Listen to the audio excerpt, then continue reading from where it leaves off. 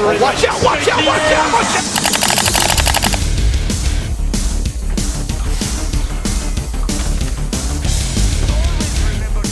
What's up?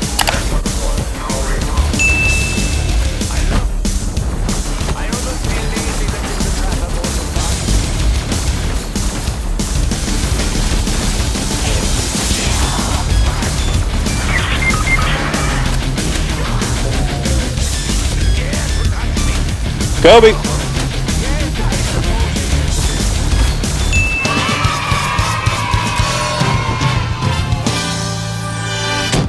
Welcome back to the channel. Today we are going to go over the Black Ops 3 Specialist Weapons. Today we're basically just going to go over some of the analysis and the information for some of them, but the ranking is just kind of for fun because it's really hard to rank some of these special weapons because most of them are just kind of on the same level of each other than like maybe a couple. The only criteria I have going in today is that I'm just mainly focusing on the effectiveness for high rounds for these special weapons.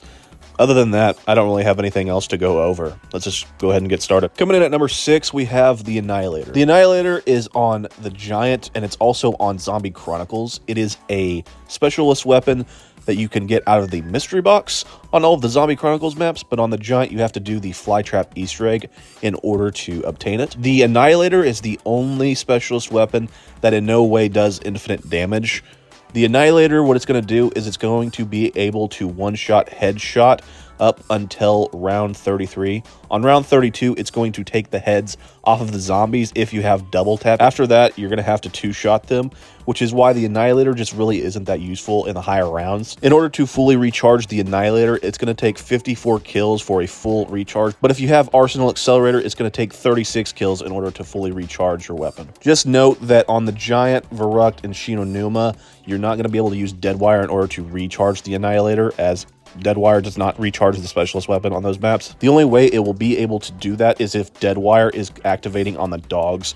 For some reason, if they activate on the dogs, or if you're shooting the Wunderwaffe at the dogs, it will recharge the specialist weapon then. However, the Wunderwaffe and any Deadwire weapon will not be able to recharge the specialist weapon on the Giant, Verruct, and Shinonuma. It is also on Shadows Evil as well, but I'll get into Shadows in a little bit. But yeah, the Annihilator, it has 18 shots. It's just not going to be very effective in the higher rounds, and it's definitely the worst specialist weapon in this game. Number 5, we have the Apotheon sword, which takes place on Shadows of Evil. It is the unupgraded sword compared to that of the Keeper sword.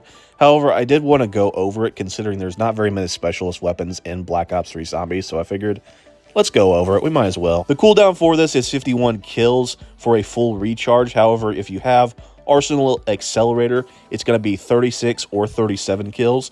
For some reason, some weapons or some specialist weapons take an inconsistent amount of kills to fully recharge.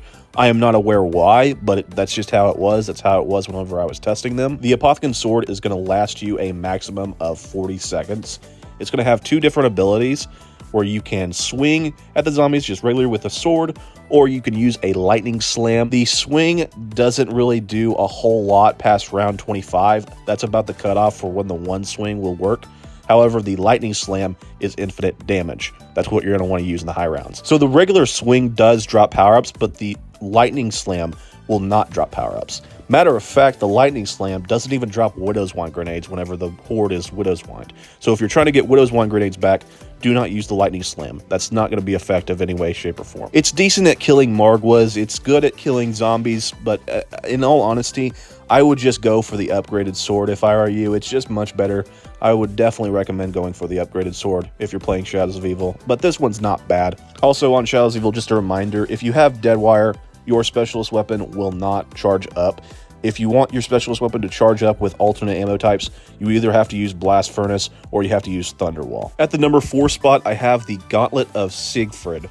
Now, the Gauntlet, in my opinion, is a really, really cool specialist weapon. It might even be the coolest one, but the problem with it, and a problem that most people have said, is that it has the ability to crash your game in late rounds. It seems like it's less polished than the other specialist weapons. Regardless of what round you are on, there's times where you're using it, and it just kind of feels a little clunky.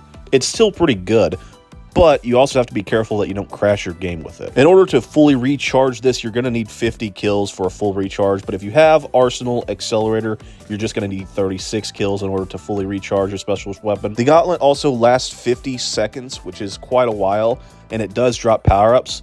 Not only does it drop power-ups, but if you have the dragon launched out, he will go and seek out power-ups and will pick them up for you. The attacks that you are able to get with this is that you have your little dragon on your fist, and you're going to use the flamethrower, but it doesn't really have great penetration, so I don't really recommend using that. Even though it is infinite damage, it's not very good with penetration, so if you have a lot of zombies, the ones behind will not die very quickly. What I recommend doing is I recommend launching the Whelp and using your fist to punch the crap out of the zombies. It's really good for getting zombies out of the way. It's good for getting Widow's Wine grenades back. It's also really good for killing the Valkyries and the Manglers. Not only are you able to punch everything in your way, but while you're doing that, you're launching your dragon into the air and you're just letting him do whatever the heck he wants to. Dude, look at the cool little dragon. Dude, he's freaking awesome. You love viciously incinerating the zombies, don't you, little guy? Don't you? Yes, you do. Yes, you do. The only problem with the dragon is that his fire breath, whenever he's launched into the air, is not infinite damage, and it's not going to really do a whole lot. In the 30s, it's going to make crawlers, and in the late 50s and 60s and all that, it's not going to do anything at all. I will note that Deadwire does work on this map for recharging your specialist weapon. However, the shield, which is extremely effective on Garad Crovey, and everybody uses it, that will not charge up your specialist weapon. So if you're high rounding on that map, be very cautious when you're trying to get kills. The shield will not charge up the specialist weapon. Now, the top three is really hard to decide on because all of the last three specialist weapons fit their map incredibly well, and they're all extremely useful for high rounds. So in all honesty, I don't think there's a best of these final three. What I'm going to do is I'm just going to give you my personal opinion and my personal take on these. They're all fantastic, but at the number 3 spot, I'm going to put the Keeper Sword here. The Keeper Sword on Shadows of Evil is a fantastic specialist weapon. It's similar to that of the unupgraded sword. However, rather than having the lightning slam, your left trigger will just simply be sending the sword out to do all the work for you. And it's going to do infinite damage. It's going to drop power-ups, and it's going to kill Margwas. It's going to kill Parasite, everything in its path. Everything's just going to die. This will also last 40 seconds. However, it has a chance to last longer than the 40 seconds, actually. There were times where I was using this, it was lasting 45 seconds. There was times where it was lasting 50 seconds.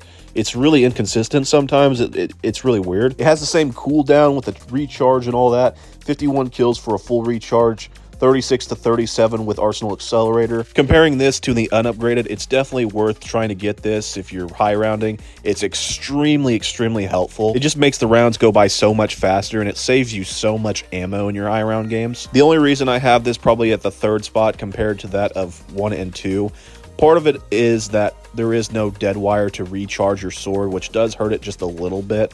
So you have to use Blast Furnace or Thunderwall in order to recharge it. The only other issue I have with the sword is that it is a little bit glitchy. There were a couple times I was using this and it was going outside of the map and not doing anything at all and just completely wasting it. But other than that, the sword is a fantastic specialist weapon to use. At the number 2 spot, I have the Skull of Non-Sapwa. Now, the Skull of Non-Sapwa is a fantastic specialist weapon.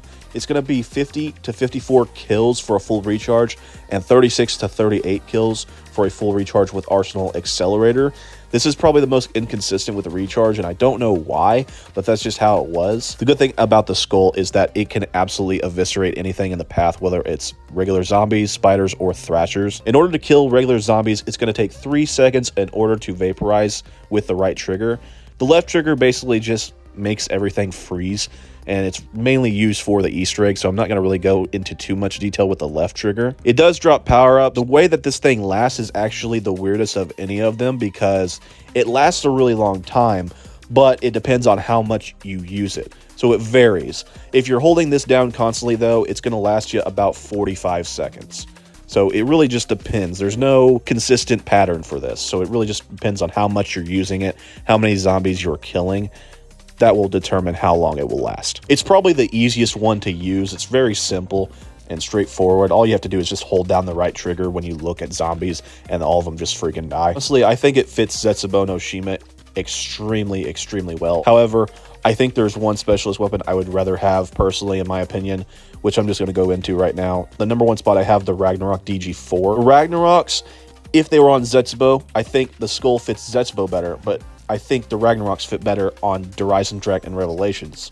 So to me, that's why I think it's just harder to compare these with their maps, because I think each one fits their map very perfectly, and that's something I think Trek did a very, very good job on. The Ragnaroks are going to take 50 kills for a full recharge and 36 kills for a full recharge with Arsenal Accelerator. They're going to last you 20 seconds. There are two different ways that you can use this, or that you can use the right trigger, which is just a grav slam that gets all of the zombies out of the way instantly, which I think is very helpful for trying to save you, whether you're trying to get stuff out of the way, whatever the case may be. The left trigger is going to be a power plant where you can put the Ragnaroks down and it will protect you, it will cover you if you need to do something, whether that's pack a punch, revive a teammate, hit the mystery box, do whatever you need to do, and they're extremely effective for that. Whether you're camping or training, it's very, very good for either one, which is why I put this at the top spot, because I think it's the most versatile specialist weapon, and I would prefer to have this over anything else if I'm high rounding. It's also really good for taking out panzers, as it can lift the panzers up in the air. I think the only downside to the Ragnaroks is that it does not drop power-ups, but in all honesty, I think this is just the most consistent specialist weapon. It's the most versatile one. To me, that's why it is the best specialist weapon in Black Ops 3 Zombies. Now, in the poll I did a couple days ago, the Skull of Nonstop won that, and that's fine. I think there's a very good argument for the Skull to be the best specialist weapon. I think all three of the top three are just so fantastic. In all honesty, I don't think there is a clear-cut winner among them. It really just depends on your play style and what you prefer in zombies. So yeah, thank you guys for watching the video. I greatly appreciate the support that this channel has been getting lately, and all the support from you guys. It's been fantastic. If you guys need help or you have questions, feel free to comment down below.